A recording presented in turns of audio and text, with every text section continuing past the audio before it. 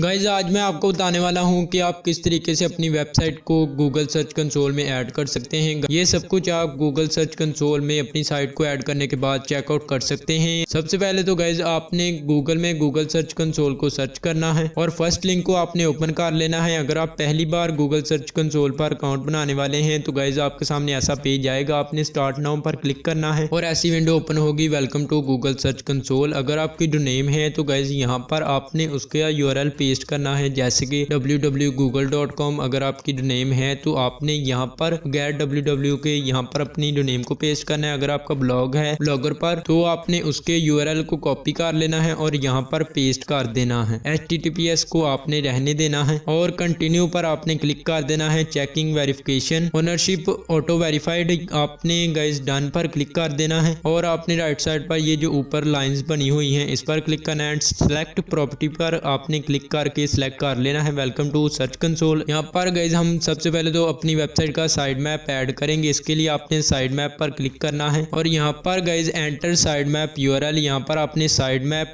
.xml लिख देना है और सबमिट पर आपने क्लिक कर देना है। साइड मैप सबमिट सक्सेसफुल, आपने गॉट इट पर क्लिक कर देना है। आप देख सकते हैं डिस्कवर्स यूआरएल्स 6 हमारी वेबसाइट की आर्टिकल्स गाइज गूगल में इंडेक्स होना शुरू हो जाएंगे और जब आपकी वेबसाइट को गूगल सर्च कंसोल में ऐड हुए कुछ टाइम हो जाएगा तो आपके सामने इस तरह से परफॉर्मेंस वगैरह आएंगी कि कितने क्लिक्स आए हैं। आपको ये सब कुछ गूगल सर्च कंसोल में पता चल जाएगा, किस पोजीशन पर आपका कौन सा आर्टिकल रैंक है, किस कीवर्ड पर रैंक है, आपको सब कुछ पता चलेगा। यहाँ पर queries, pages, countries and guys devices and search parents यहाँ पर गूगल सर्च कंसोल में पता चल जाएगा। और गाइज आपने साइड मैप पर क्लिक करना है, यहाँ पर स्टेटस देख सकते हैं। जब सक्सेसफुल हो जाए तो आपने इस पर क्लिक करना है एंड यहाँ पर जो वायलेट है गाइज ये सबमिट एंड इंडेक्स्ड, ये सारे यूआरएल गाइज जब आपकी वेबसाइट के इंडेक्स हो जाएंगे तो इस तरह से यहाँ पर आएंगे। जो इंडेक्स नहीं होंगे वो भी मैं आपको बता देता हूँ। आपने बैक जाना है एंड गाइज आपने इंक्लूडेड को सिलेक्ट कर लेना है और यहाँ पर discovered current not indexed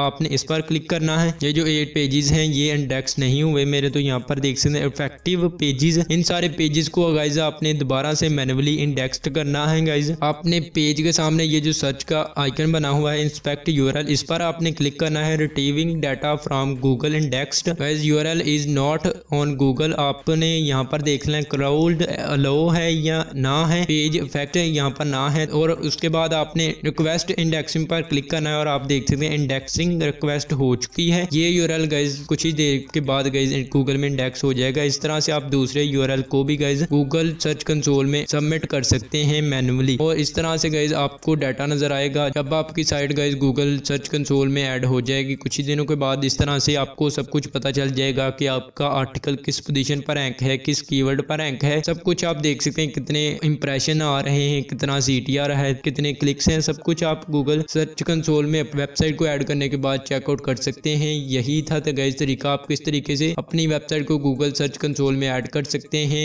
I hope आपको वीडियो पसंद आई होगी। वीडियो को लाइक कर दें और अगर आप नए हैं तो चैनल को सब्सक्राइब कर दें। That's for all this video, I meet to next one, till then bye bye.